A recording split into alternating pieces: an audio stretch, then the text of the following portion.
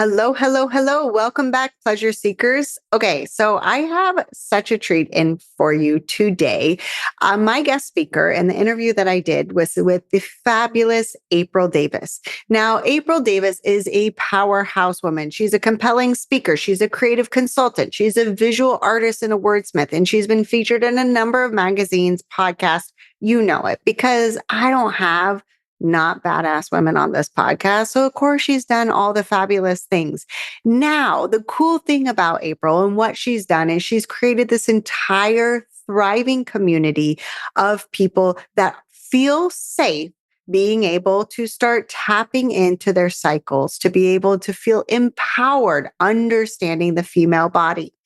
I met April at this summit, and at this summit, she found out that I also was in the realm of sexual pleasure, just like her. And she was like, I have a vulva pillow and you need it. She found me later. She gave me this most fabulous vulva pillow, which you actually can't see right now because Bruce is laying on it. But she like immediately, I was like, you've got to be on the podcast. Her energy is amazing. And I know that you're going to love this show. In this episode, in this interview that I do with her, we really get into talking about how our cycles and the different phases of our cycles can really, truly impact us. And though I recorded this episode a couple of months ago, I wanted to wait and come back and record this intro after I put some of the things that she talked about into practice. In this episode, we talked about a journal. And since we recorded this episode, which was a couple of months ago, I purchased the journal and I've been putting it to good use. To say that it's changed my life, well, that could be debatable, but I definitely think it's had a huge impact about how I look at things. This, number one, it's a gorgeous journal. It's called Cycles. It's a chronicle of cyclical living. And I've heard about this concept before about cyclical living, which is really understanding what's going on in your body and adapting the way that you structure your week, your month to be in rhythm with your cycle. I've been experiencing over the last year or so some pretty extreme migraines that seem directly related to my hormones. And as I started paying attention and learning what she talks about on this podcast, diving deep into some of her work, understanding how my own body works during these different phases and making even just small adjustments, I've noticed a huge shift. Not only am I not having migraines as much, but my energy levels are higher because I know how to prepare myself when I should rest, when it's go time, when I have the energy to really like burn the midnight oil. And when I know that if I push a little bit more, I'm going to have a complete crash the next day. So I hope that you find this episode as useful as I did. If you've enjoyed this, please consider sharing this episode with your friends, with your family. We all need this knowledge. Tag me on Instagram at The Practice of Pleasure and let me know your biggest takeaway. Okay, without further ado, here is April Davis. Enjoy. Okay. So, April, I am so happy to have you here today. Thanks for coming on the podcast. Thanks for having me. So, April and I, we actually met at this summit called Alt Summit. And I'm not even sure exactly what we were talking about, but somehow, as one does, we started talking about vulvas and sex. And she was like, wait, are you in this world? I was like, wait, are you in this world? And she was like, we find each other. It's a magnet vulva for you. And I was like, yep. Shut up. What did you say? And then she came and found me later and gave me the most beautiful plushy vulva that I have ever seen. And I was just felt so seen and like, we're really doing it out there. So first and foremost, before we get into talking about the plushie, I would love to just hear your story because we all have very unique stories of how we kind of got into this niche and this realm. So share with the people how you got into this line of work. I mean, isn't it the best though when you're at a business conference and you're like, oh, my people, I found them. Yeah. Here they are. Okay, so I am April Davis. I own House of Vagina. I used to be the Vagina blog for years and years. Just recently went through a name change, which has been like so fun. My background is so all over the place.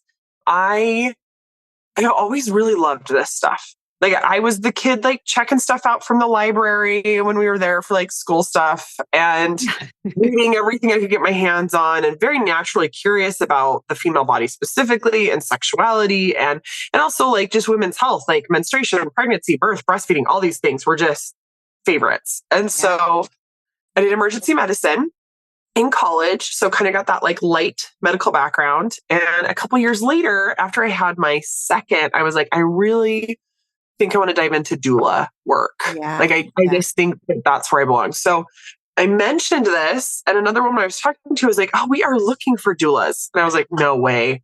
So met with her and found out they weren't really necessarily looking for doulas, but for birth assistants to work for a nurse midwife here that does. She has a birth center and then also does home delivery.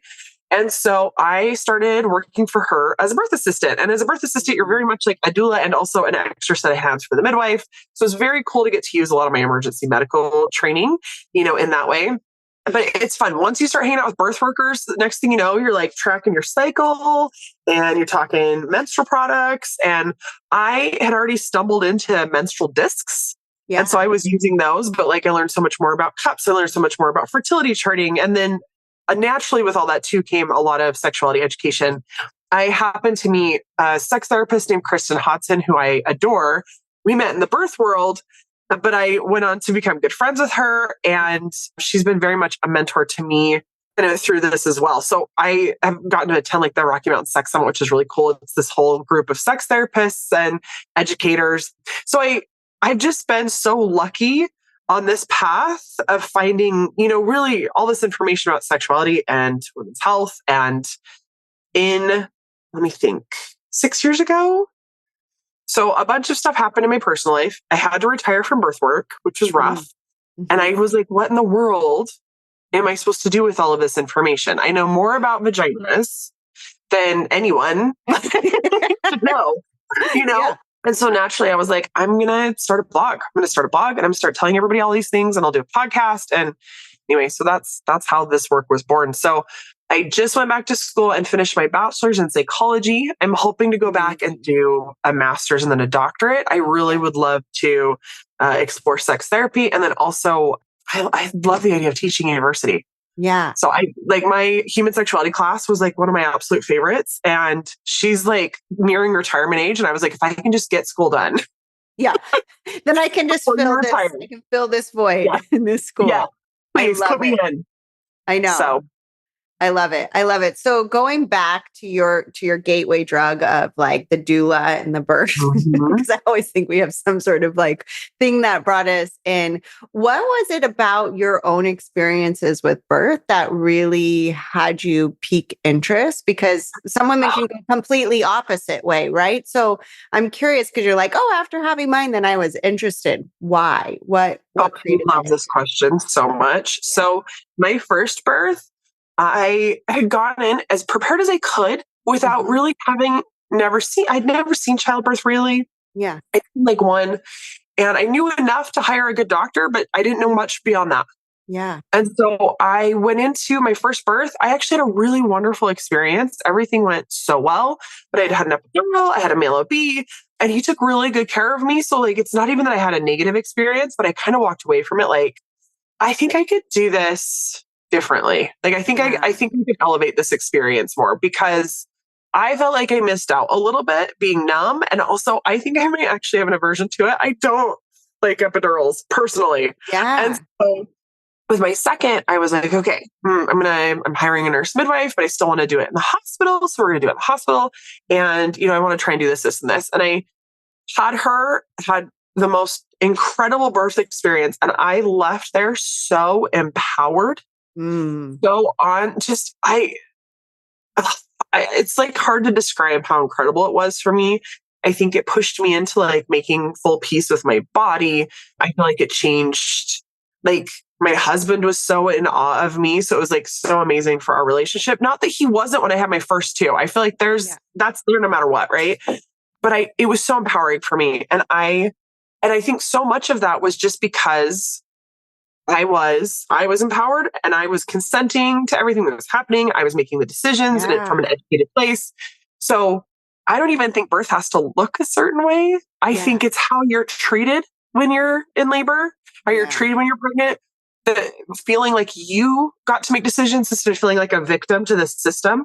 Yeah. Like that's the difference. It's not that I had an unmedicated childbirth. It's that I chose that and Yes. was supported in all my choices along the way, you Yeah. know? And so as a doula, I was like, okay, this is what I want to do for everybody. Cause when I Yeah. was a birth assistant, I also took on doula clients and I was like, I don't care how you labor. I don't care where you birth, but let's make sure you are educated enough to make good decisions and that you are the one making the decisions, right? Yes. Yes. I love this So, so much. And I love like that you even brought up, at the beginning, like first birth. And I think this is most women's experience is they're like, oh yeah, I know enough to pick like a good doctor, but how little education we actually have in the process. Like the fact that as women, here we are going to be going through like one of the, arguably biggest transformations of our lives and bringing this human into the world. And like we've never mhm. even seen it before. Yep. We've never even talked about it. Like what the Mhm. actual fuck? And I just think that it's fascinating too. Like, I love what you said, because I do think that there is a lot of judgment out in the birthing world or Yeah, in child rearing in general. totally. Like, people have Totally. so many opinions. Oh, And it's like great. Like I love that you have your opinions, but I love that you're coming from it from this angle of like information and choice, because I think that is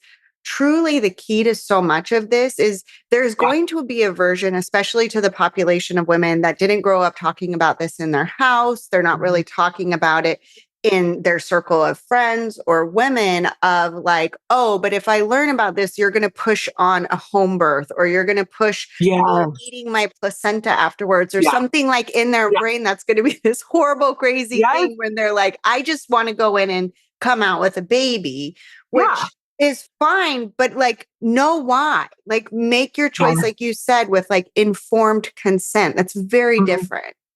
It is. Because how many people do we see go in, get bullied around, don't feel like they have a voice, don't feel like they have consent in their care, and then walk out feeling so broken and so destroyed? Yeah. That's where I get real mad. But I also that's Yeah. what breaks me is that Yeah. that's what we've been normalized because at the end of the day, our healthcare system is built to protect the healthcare system Yeah. and perpetuate the healthcare system and make things easy for the healthcare system.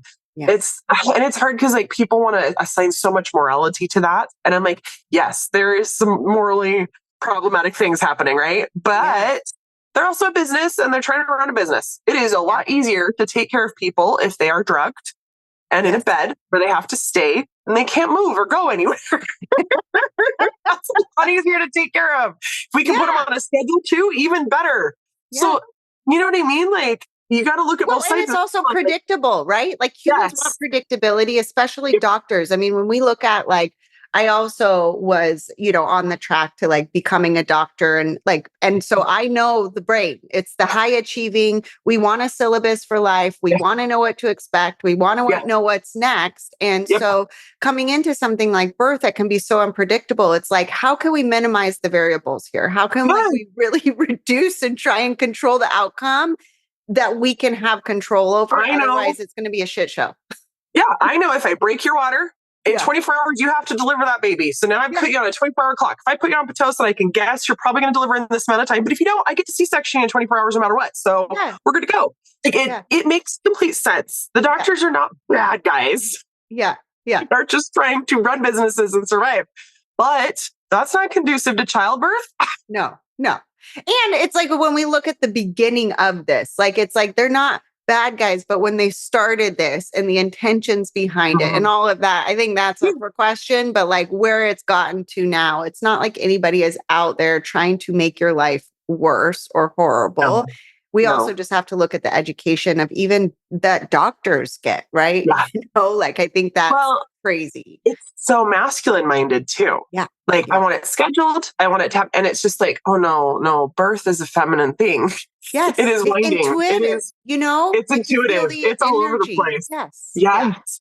Yeah. The positions that I saw people get into, because I mean, home birth, they're totally undisturbed. We're able to like watch and just see what people do. It is so funny to see all the different contortions that people will go into as they're trying to move a baby down to deliver that they don't even realize they're doing. Yeah. And it's just amazing. And Yeah. going back to informed consent and the empowerment of it all, you can see the parallels for us as sex educators as well. I don't care if you're having sex in the missionary position every single time, if that's what you want. And that's what's working well for your partnership, right? Like, we're not here to tell everyone they should be tying each other up.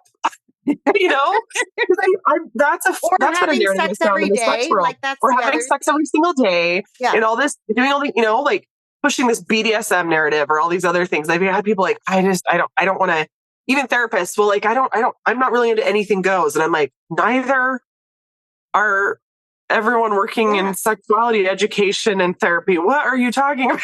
Yeah. Yeah. And I definitely think, it's like, this is the importance. And I know we're on a tangent, all of you listeners will come back, I promise. But, like I do think that it's like, it is really interesting because we all have a different voice in this world and a different language. I like to think of it in tone of speaking to it. And you have to find your person, right? There are some people that are sex educators that are leaning much more towards like an open marriage or an open relationship or polyamory, or we have, kink and BDSM, and we're really talking about why it's good to push boundaries, or there's other people that are talking more of like keeping together with like in a monogamous and in a traditional like heterosexual relationship for long term, and it's like, yes, we're all educated on all these things. And I do think that there's people that you're going to find that like fit in your lane and fit in like the way that you want to talk about it and you want to learn about it. Cause it's so important. Oh, yeah.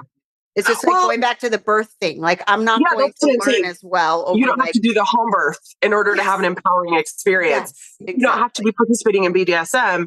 And if you have a good educator or a good sex therapist, they're not going to be putting any of that stuff on you. They're going to be going, what is it that you want? How can I help support you in that and get you to that? Because that's what that was my work as a doula. And I feel like that's so much of my work in sex education, really. Yeah, do you want to participate in BDSM? Here's some avenues. And like you said, some people that you could go, look learn into. more from. Yes, that are experts. Absolutely. Because a great example, I had someone that was like, I just can't do oral. I throw up, I gag every single time. It's so difficult for me. And I was like, why do you need to? Yeah. And she was like, I feel bad. And I'm like, is your partner upset that you aren't? And she's like, no, he's actually totally fine with it. And I was like, where is the problem? Yeah. Like, I know everyone's telling you have to do this thing. You actually don't. You actually can just not have that be on the menu. Yeah. There are so many other fun things you can do. Absolutely. Absolutely. Yeah. Yeah. And that's the sign of a good educator, right? We're empowering. We're saying like, oh no, that's instead of this, it all has to look like this, or everyone has to try this or do this, and it's the same with birth. And this is why I love this work. I just want to empower people to step into their absolute best selves, whether that's, really across the board, right? Yeah. Yeah, absolutely. I love it. Okay. So going from birth, and then we got into you learning from all these doulas kind of about, our cycles and the power with them. And I was reading one of your Instagram posts and you're really talking about your resistance to the beginning of, leading this cyclical life, as you explain it, just like in rhythm with your cycle. So I'd love to hear more kind of about that initial resistance, because I think there's so many people listening to this. They're like, what is this? Why would I do this? There's so many women out there that are high achievers, both like you and I, who are like that go, go, go, do all the things mentality. So just kind of go back a little bit in time, like when you were that way and how you came now to be one with the cycle. Yes. Well, let's take a minute and look at our society and also hormones. Yes, so please. The male hormone cycle, and I love using this example. If you go out during the day and you look up in the sky, what do we see? The sun. The sun. Yeah. It's on a 24-hour cycle. We love it. It's very predictable. Rises in the east, sets in the west. Pretty much same time, every day, morning and night, and 24 hours. Now, if you go out at night and you look up at the sky, what do we see? The moon. But is she always there? Is she always full? Is she waxing? Is she waning? She is on a 28, 30-day cycle. Yeah. She's even out during the day sometimes. Yeah. Right? So male bodies are on a 24-hour hormone cycle. At 11 a.m. every day, male bodies are the same. It makes complete sense that up till 1993, they just ran drug trials only pretty much on male bodies. They weren't required to use female bodies because female bodies were so darn unpredictable. Because female bodies have a hormone cycle that lasts 28 to 32-ish or more days. Yep. Meaning that hormonally, we are only the same 13 days out of the year. Mm. Like, it's a totally different makeup. Yeah. Yeah. And so when you look at living cyclically, our society is so well built to cater to the male hormone cycle. 9 to 5 works amazing for male bodies. Working out exactly the same way, eating the same way, fasting, all these super routine type of things work so awesome if your hormones are the same at the same times every single day. Mm-hmm. Mm-hmm. This is how our society was built, right? Yeah. So I'm not even pointing at men and going like, you guys are the worst. Yeah. But our society was built by men for men, right? Yeah. Yeah. It is what it is. So when it comes to hold on, let's pause there. And I love to think about this too, because I like to get like real granular with all the things, but it's like built for men by men because they were the only ones in the workforce too. Yep. Right. So it's like, if we even look at like who was going out into the world and into the working place, it was also the men. So it makes sense that they would build this society that was conducive to their rhythm. And most of the time, I mean, throughout history, they're also just acknowledged as the only valid humans. Oh, yeah. Yeah. Absolutely. Yes. We could have a whole nother few episodes on that one. Yeah. Remember, we only got the right to vote a few years ago. Yeah. Well, and if all the women are staying at home and only doing the home things, they're not even having a chance to like pitch in with this whole society building sort of conversations of like, hey, what about us? Because it's like, shh, you stay in the house. We'll keep talking out here. Us men have. Well, the other thing that's so devastating is even in societies that recognize this, it's all been skewed over time to like, oh, they're unclean. We have to banish them because they are dirty when they are menstruating. Yes. The origins of that were, you need to go rest while you bleed. Yeah. And so it's sad because even historically, it got turned into a whole other thing, which, anyway. Yeah. So in a female body, we want to work with our hormones, and having really rigid, strict schedules like that, it doesn't cater to your hormones very well. Mm-hmm. So we go from menstrual, which everyone's most familiar with, right? This is when we're bleeding.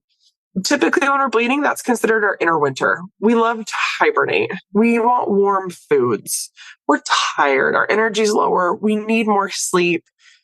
We're going through inner winter. We graduate from that into follicular phase. This is spring. This is when our testosterone's on the rise. This is when our estrogen is on the rise. Testosterone is so not talked enough about in terms of having a female body.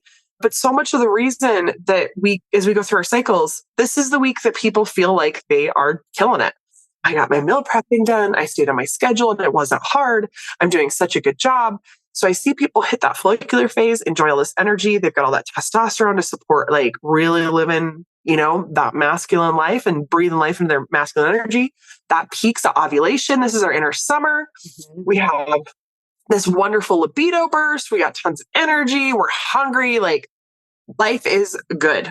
We graduate from that. We have a week into luteal phase. My first week of luteal is always pretty easy breezy. Coming off of ovulation, things are still kind of going well. But about midway through the luteal phase, we have a huge hormone crash. Mm-hmm. And we also start to see the rise of everything's going to hell.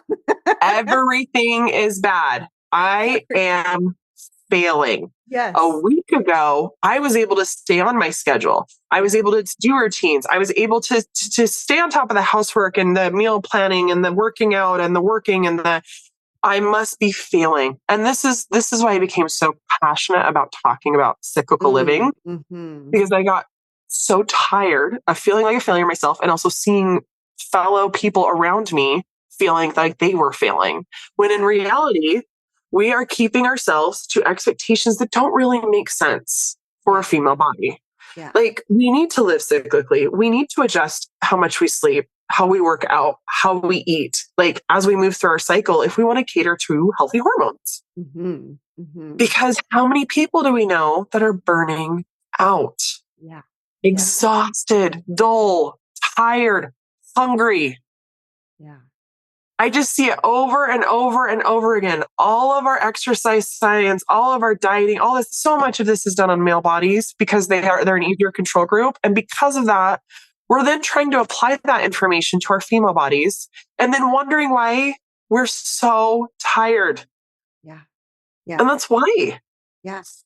And then we see it, right? Like we see this pushing through all of these Yep. phases, the going against like our actual like physiology. And then, the burnout that leads to like chronic issues and chronic pain and chronic disease and like all of these things that really then do put us out completely Yeah. because trying to live up to this standard, like you said, that is not optimized for our bodies at all.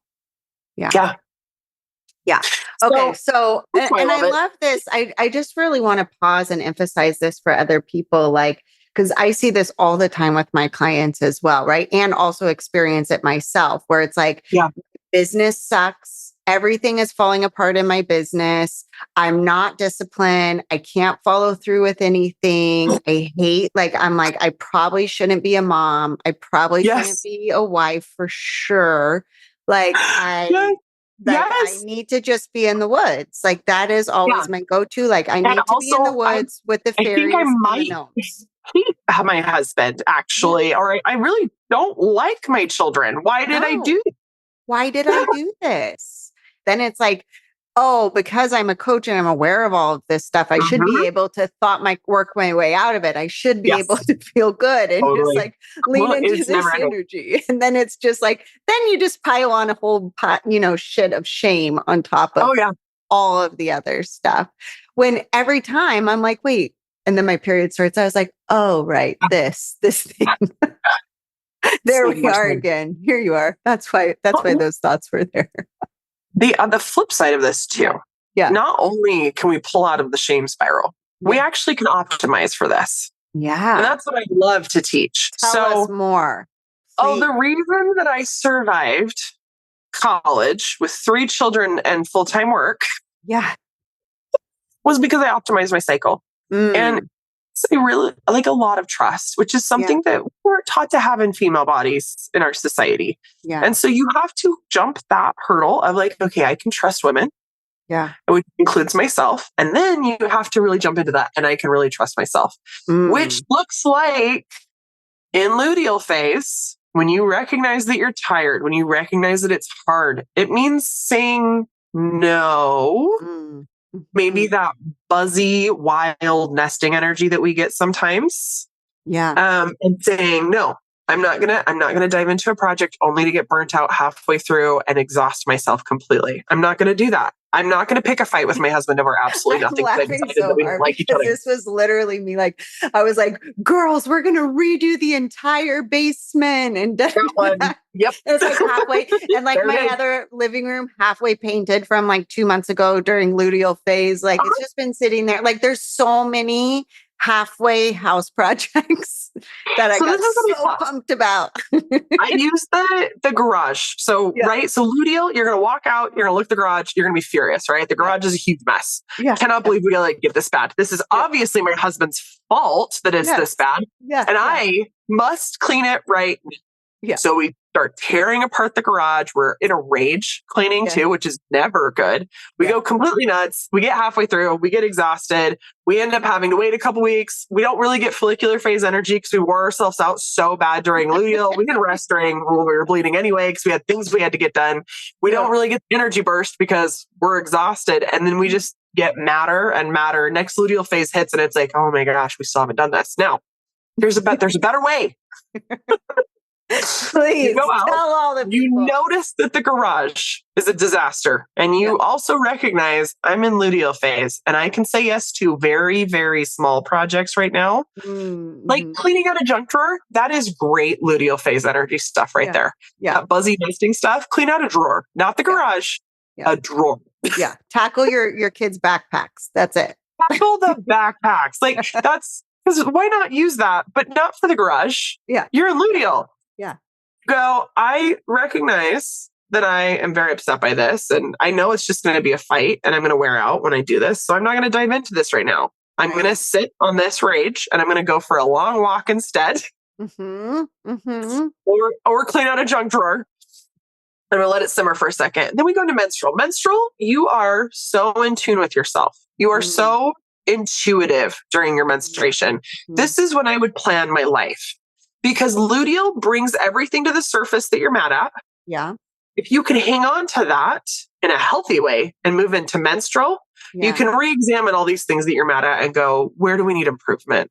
Because I am a beautiful oracle right now as I bleed into the earth, I can now see what I need to do, right? So you make a plan in menstrual, sitting in your bed, you make a plan. Yeah. Soon as you hit day 2 bleeding, day 3 bleeding, because you took it easy in luteal, because you were resting in menstrual, follicular phase energy is going to hit and you're going to go, I made a plan. I ordered all the stuff I needed from Amazon. I already sent my husband down to the hardware store. He's got the shelf stuff that we need to build the shelves. Follicular phase energy hits. You've planned out the time. You have a plan for how you're going to do it. And you have all the energy where it feels good to put in a 10-hour day cleaning out the garage. Yeah. It doesn't take from you like it would if you had done it in luteal. And you're able to knock out the entire garage in a weekend and you get the entire thing done from top to bottom because you have the energy to sustain it. Yeah. And you stopped and you made a plan while you were intuitive to do it. Yes. Yes. It's a better life. Yeah. It sounds glorious. And I love so much that you're talking about this. This feels very timely for me personally too. Before April and I started recording, I was telling her a little bit about my migraines, and they have come raging in the past few months, and they're very cyclical. And I notice, like, when I'm trying to push through, like you said, push through these phases, or I just have to get stuff done or do whatever, then when the migraine does come, it's so much longer and it's really debilitating. And it's like, and I'm so exhausted, where this last one that I'm just coming out of literally yesterday, I know the things that make it worse. You know, looking at screens is one of them. And Monday morning, we all have Monday morning brain. Like not look at a fucking screen feels like death. Like it feels like everything is going to like disintegrate beneath me. My whole business is going to burn. Everybody's going to be mad at me. You know, all these stories, and I didn't the whole weekend, like, because it was there, and I feel so much better today. Like the reason that I can look at you on a screen today was because I did that. But when you're talking about like really having that like inner fight come up, and it's like adding to it, and you're like, is this really real? Should I just do all this stuff? And you're like, no. Like this is necessary. And when you do, it feels so different. So that's it's really hard because and it talks about, or it means getting strategic, right? So when I know follicular phase is coming, I am saying, okay, what deadlines do I have? What's due right now that I have to get? And then how can I also get ahead? Yeah. So that I can rest. So that's like your batching week for those of you that are like have businesses, right? Like this is like what we're batching, we're getting things ready, we're taking action. Yes. So that we have the space to chill out. Yes. And I also spent like for school, it requires a lot of trust. Like I was saying earlier, to say, I know that paper is due, like the second day of my follicular phase, but I am so exhausted right now and I have nothing to give. I'm pretty sure I can knock it out in like a day if I just rest and actually hop on. I had to do that through school. I have to do this. Like really, truly, that's the reason I feel like I've survived, because I optimized my life and worked around my cycle. Yeah. Yeah. So when coming back to like the resistance that you had before doing this, I'd love for you to talk a little bit more about that, because I can already feel the resistance of people listening. And I also can feel the resistance in my body, myself. So talk a little bit about like how, like, you know, I think part of it is also just like we were talking about before, like understanding the socialization, understanding the system that we're working with. Like, how did it go from this place where you felt so resistant and like this visceral reaction to it, and how it's going against like wanting to get stuff done, like creating the big waves we want to in the world, and feeling like if I don't do this, then I am going to miss out, then I am going to lose the game of whatever quote unquote game that is. It's back to the trusting. I mean, think about what we're rewarded for in our society. Perfect attendance. Mm-hmm. Yeah. You show up every single day, you get a reward at the end of the school year. You didn't take a sick day even though you were sick. Yeah. You didn't take a migraine day even though you had a migraine. You still went to school and you got perfect attendance. Yeah. That does not teach us to listen to our body. That teaches us the opposite of that. Right. Right. Same with how work is structured. It is very rare to find somewhere that's project based. Most places are 9 to 5. Right. So you're going to work same hours every single day. Most exercise programs you're going to look at work out exactly the same every single day. Lift heavy every single day. Anything you can do, I can do bleeding. Yeah. I used to get so I was like, oh yeah, totally. And now I'm like, no, but I don't want to do anything you're doing bleeding. Right. It doesn't feel good. I don't want to do it. I'm good. And the other resistance that I hear, and this is completely valid, is, but what if I have to give a big presentation the first day of my period? Mm-hmm. What if I have to show up to something? That's totally possible. That's a thing. What else can you say no to that day? Mm-hmm. If you have to go, do something huge on the first day of your bleed when you are just exhausted, where can we say no? Yeah. And the day before, can we go to bed earlier? Yeah. The day of, can we maybe sleep in a little bit more? Can we do a gentler workout in luteal while we're menstruating? Some people feel like they love getting back to like heavy lifting the first day they start bleeding. Other people, it's like 2 days after, right? They need a little break. But that doesn't mean we necessarily have to break the routine. We just change up what we're doing for the exercise. Right.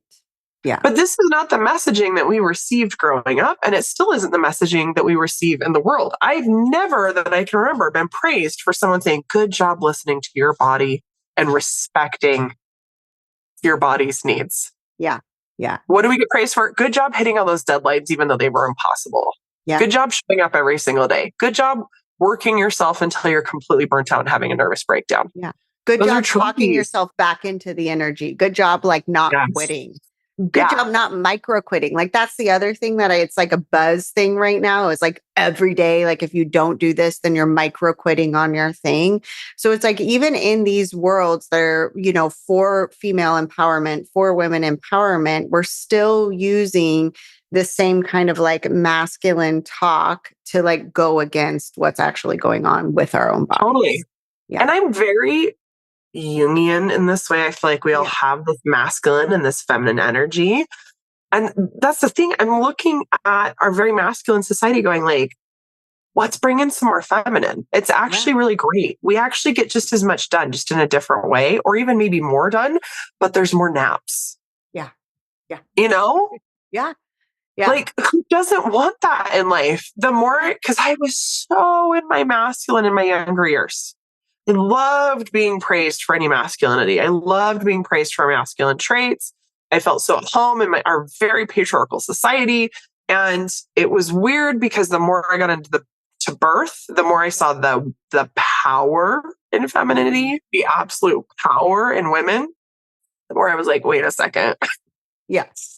I thought everything feminine was stupid because that's what I was told my entire life. And actually, it's awesome over here. It's like very Barbie movie energy where you're like, oh, society would be different if there was some equilibrium here. So I'm not even saying we need to skew all the way over to the matriarchy, right? I'm just saying like, what if we landed in the middle a little bit? Yeah. Yeah.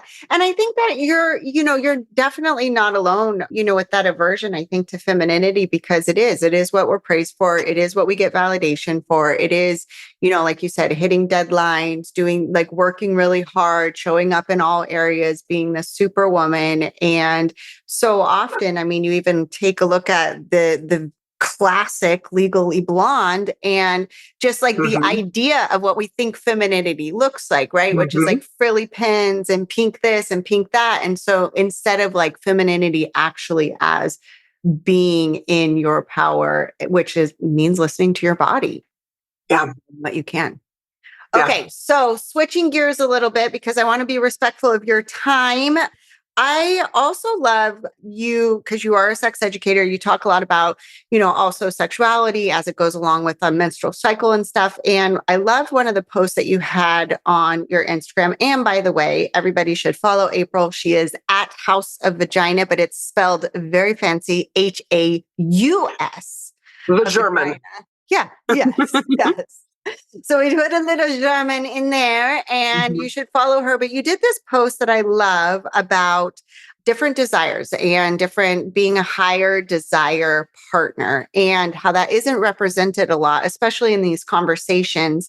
And most of the people listening to my podcast, in my experience, have been the low desire. And I think that is, more represented and typical. But again, doesn't mean that it doesn't exist. There's no normal. And so I'd love for you to talk a little bit about that of, being the higher desire person in your heterosexual relationship and how you navigate that and what that's been like.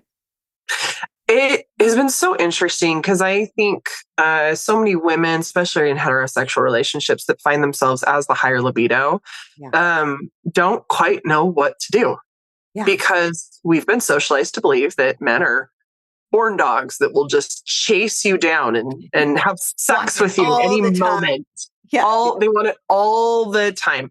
They actually don't have any other thoughts and feelings. They're just completely, senseless dogs that just need to have sex. Which that whole narrative breaks my heart because I'm like, why are men okay with being defined this way? Like, you guys are so much more than that. Like, so much more complex and human than that. Like, really, this is the narrative we went with. So when I got married, I was like, this is frustrating. Maybe there's something wrong with me, right? I think that's the first one. Yeah. Or maybe I'm not attractive enough. Mm-hmm. Mm-hmm. And that's such just a cluster, right? It's a really hard thing to work through in a marriage and in a relationship. Especially, I feel like we're maybe barely starting to talk about it more. Mm-hmm. But when I got married almost 20 years ago, it was like, I don't even, is there something wrong with me? And then I think my husband too was like, there must be something wrong with me as well. Right. But I'm good.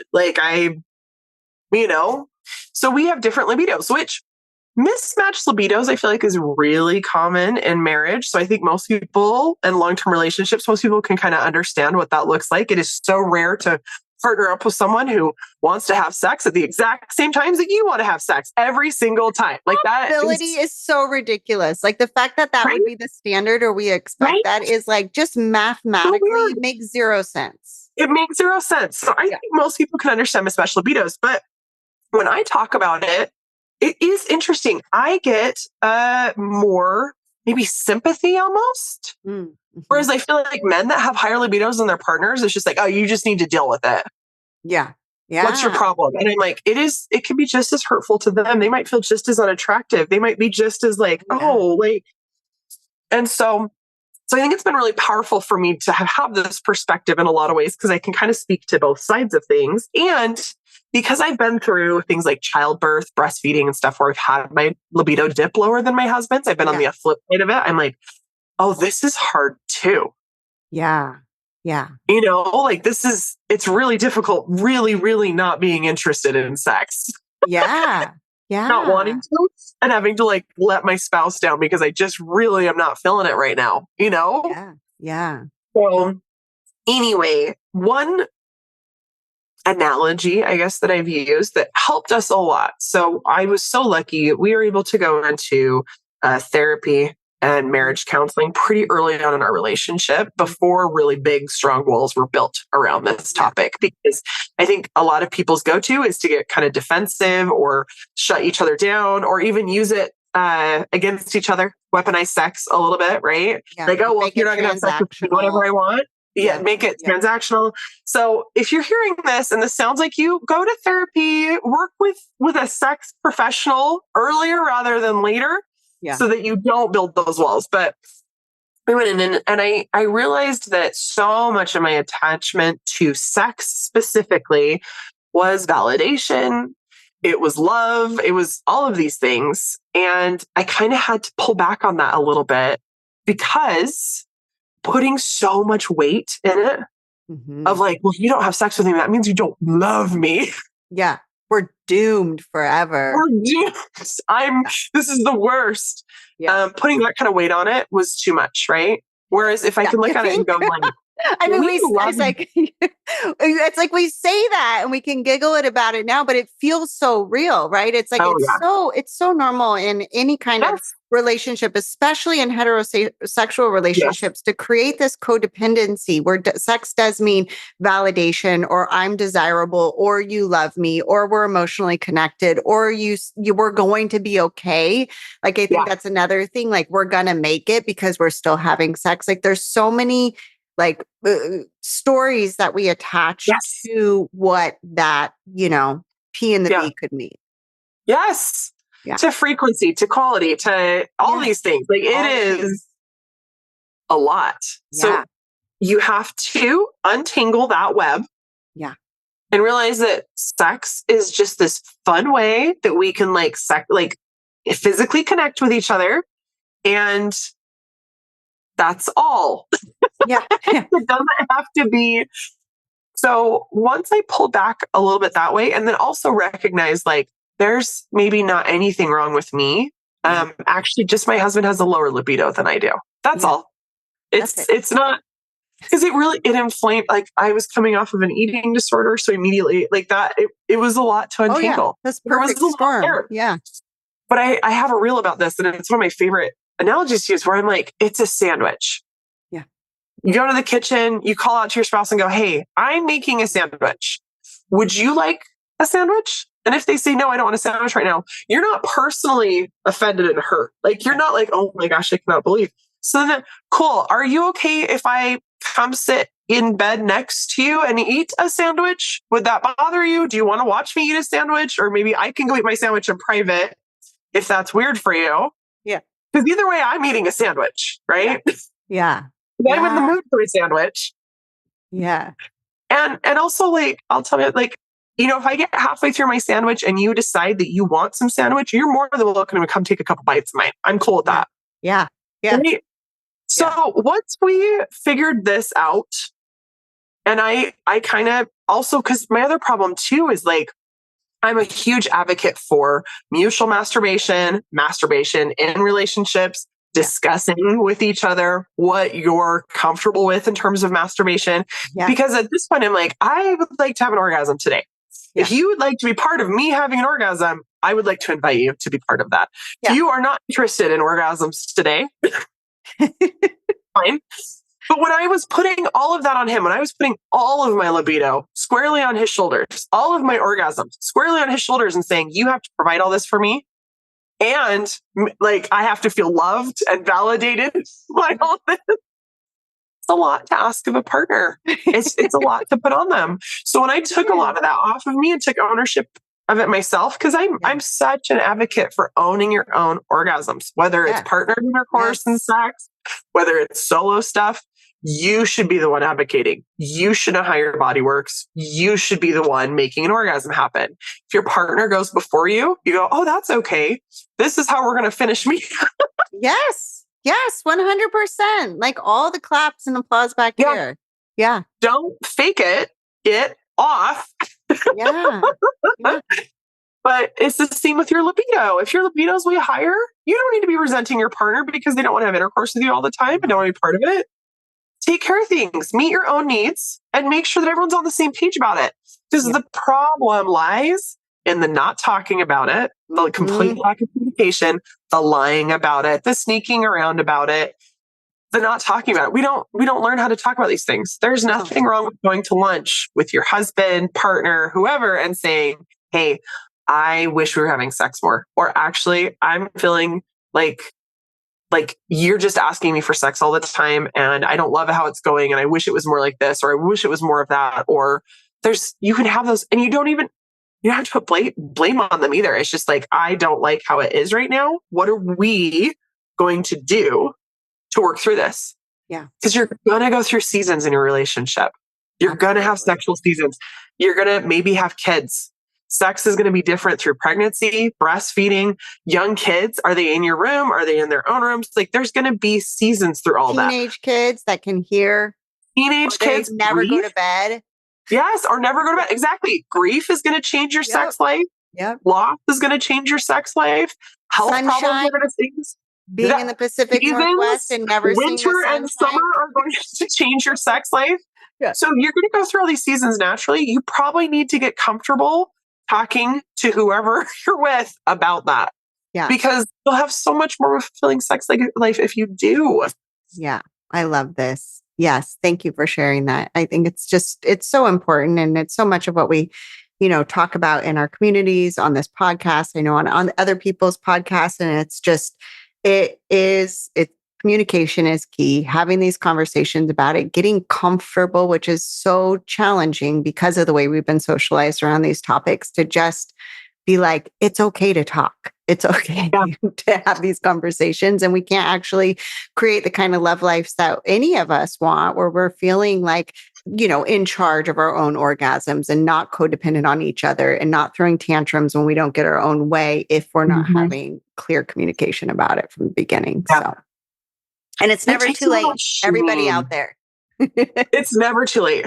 Work through it now. Get rid of the shame now. Start communicating now. Have more orgasms today. Today.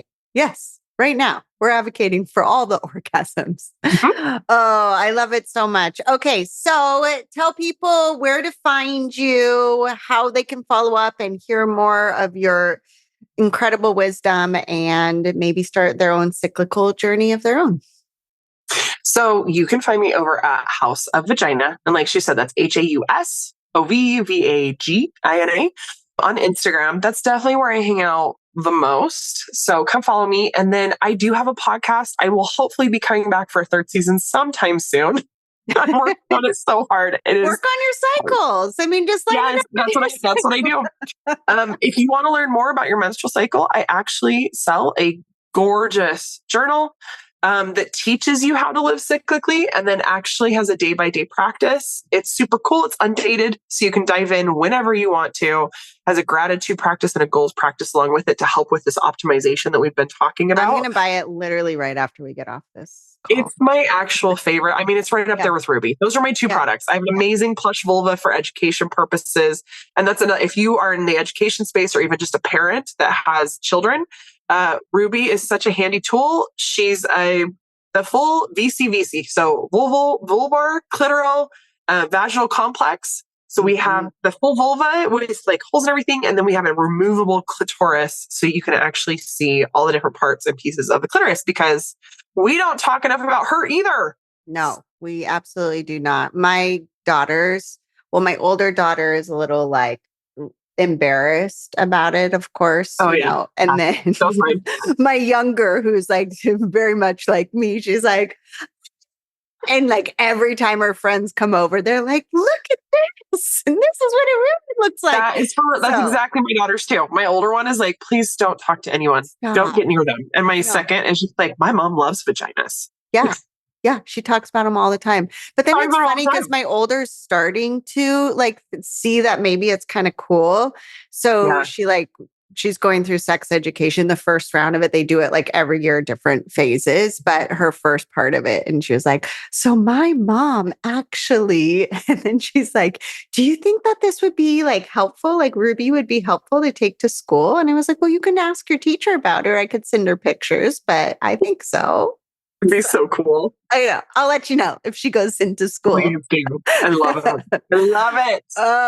Okay. Well, thank you so much, April, for joining. I had such a fun time hanging out with you and talking about all of this stuff. And I'm sure so many people got a lot out of this conversation. So thanks again.